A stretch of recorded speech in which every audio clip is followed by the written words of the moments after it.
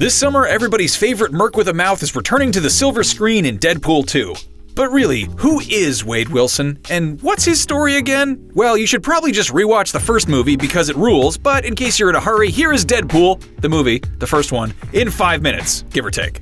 Long before he became Deadpool, Wade Wilson was just your average former Black Ops soldier turned low-rent hitman with a heart of gold doing dirty jobs like roughing up food service professionals to cease their stalker-like tendencies. He's definitely not a hero, mind you. He's just a bad guy who gets paid to f*** up worse guys. At Sister Margaret's home for wayward girls, a hangout for mercenaries and lowlifes, we're introduced to Deadpool's friend, confidant, and bartender, Weasel, and where Wade is subsequently introduced to his main squeeze, Vanessa.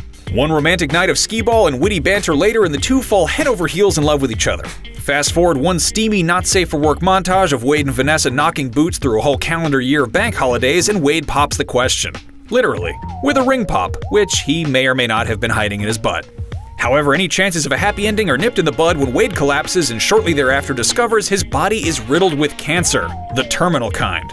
Rather than let Vanessa see him die slowly, Wade leaves her. Before he can kick the bucket, however, a mysterious recruiter approaches Wade, offering him not just a cure for cancer, but to transform him into something even better, a superhero.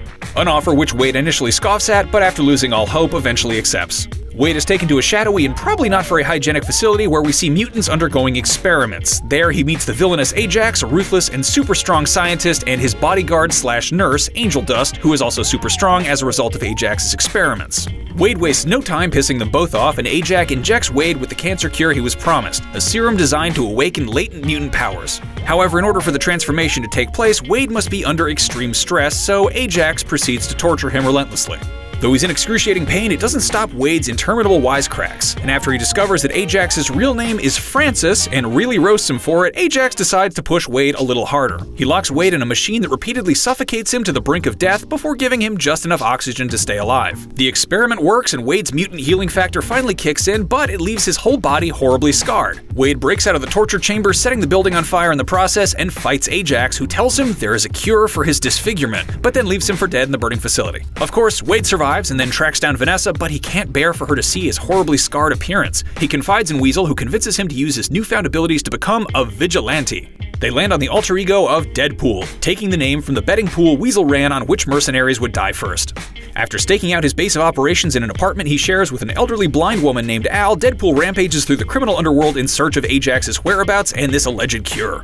After getting a solid lead, Deadpool hops in the taxi driven by a kindly man named Dopinder and races to get his revenge on Ajax, who just so happens to be in the middle of a sordid business deal, selling off the weaponized mutants he was making back in that lab. So while Deadpool might not be a good guy, that definitely makes Ajax a worse one.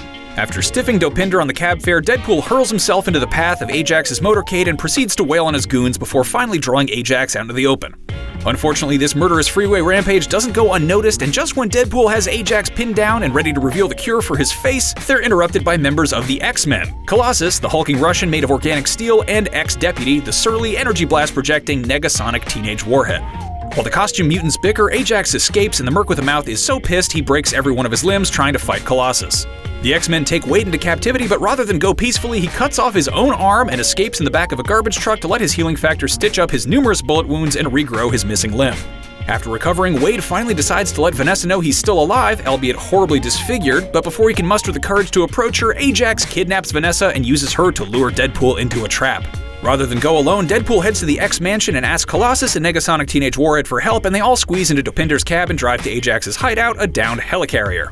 After the trio works their way through Ajax's goons, Angel Dust appears to duke it out with Colossus, and Negasonic Teenage Warhead launches Deadpool atop the helicarrier to rescue Vanessa, only to find her locked in the same asphyxiation torture chamber that gave Wade his powers.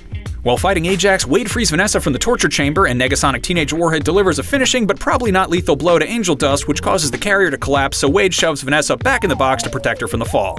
The dust settles and Wade finally has Ajax on the ropes. Our villain reveals there is no cure for Wade's appearance. Wade is furious, and just as he's about to kill Ajax, Colossus interrupts and gives a speech on how Wade has a choice and how he doesn't have to kill anyone and that he could be a hero. But Wade cuts the speech short by shooting Ajax in the head, killing him and making Colossus barf.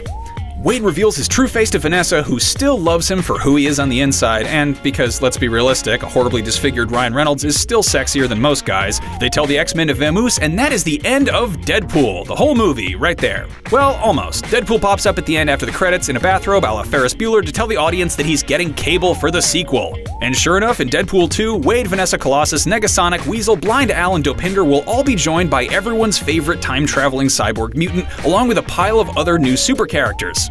To find out everyone we know is showing up in the sequel, check out our trailer rewinds, and for everything else Deadpool, make sure you're subscribed to IGN on your platform of choice.